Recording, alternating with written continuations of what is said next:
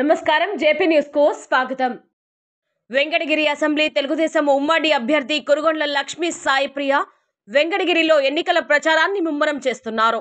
వెంకటగిరి పట్టణ పరిధిలోని 11వ వార్డులో శనివారం పలు ప్రాంతాల్లో టీడీపీ నేతలతో కలిసి ఇంటింటి ప్రచారం చేశారు. కూటమి ప్రభుత్వం గెలవగానే జూలై నెల నుండి 4000 పెన్షన్ ఇస్తామని అవ్వాతాతలకు భరోసా కల్పించారు. బాబు షూరిటీ భవిష్యత్తు గ్యారంటీతో యువతకు 20 లక్షల ఉపాధి అవకాశాలు లేదా నెలకు 3000 రూపాయలు నిరుద్యోగ భృతి చేయడం జరుగుతుంది. ప్రతి రైతుకు ఏటా 20,000 రూపాయలు ఆర్థిక సాయం, ప్రతి మహిళకు నెలకు 1500, స్కూలుకి వెళ్లే ప్రతి విద్యార్థికి ఏడాదికి 15,000 రూపాయలు, ప్రతి ఇంటికి ఉచితంగా 3 గ్యాస్ సిలిండర్లు, మహిళలకు ఉచిత బస్సు ప్రయాణం ఉంటుందని ప్రచారంలో ప్రజలకు తెలియజేశారు. మరోపక్క కురుగొండ్ల రామకృష్ణ తమ కుమార్తె కురుగొండ్ల లక్ష్మీ సాయిప్రియ గెలుపే లక్ష్యంగా బీజేపీ జనసేన నాయకులతో వైఎస్ఆర్సీపీ వ్యతిరేక ఓట్లను క్యాష్ చేసుకుంటూ వారి కుటుంబాలను తెలుగుదేశం పార్టీలోకి ఆహ్వానించి కండువాలు కప్పుతున్నారు.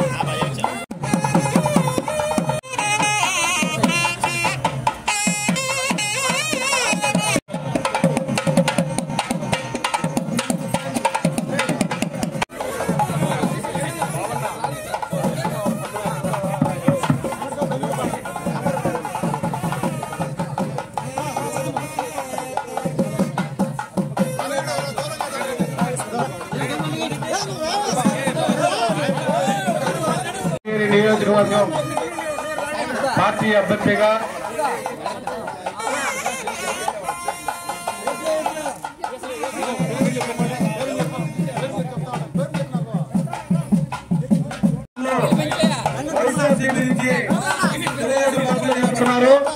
పెంచలయ్య గారు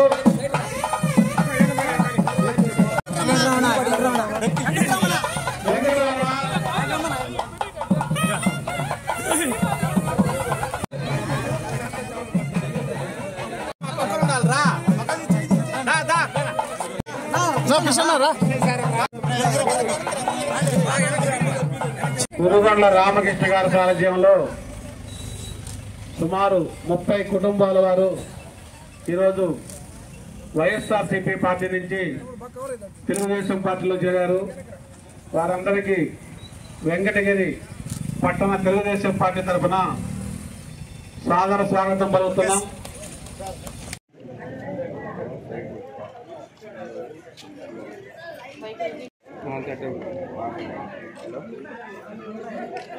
అభ్యర్థిగా జన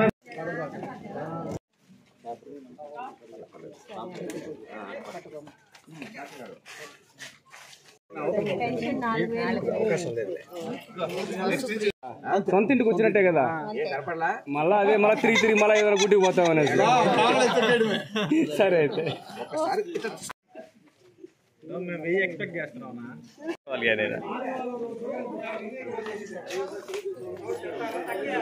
నీకోసం చూడు.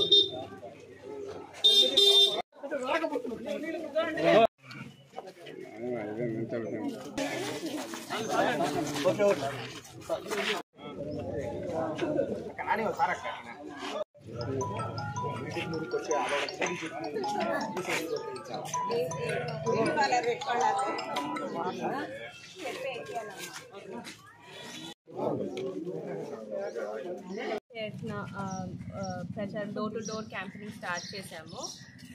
మళ్ళీ ఒక తప్పు అడిగేసి మళ్ళీ మాకు గుర్తొచ్చి చేరారు. చాలా ఆనందంగా ఉంది. ఇక్కడ ఈ 11th వార్డ్ సమస్యలు నాన్నగారు రోడ్ వేశారు.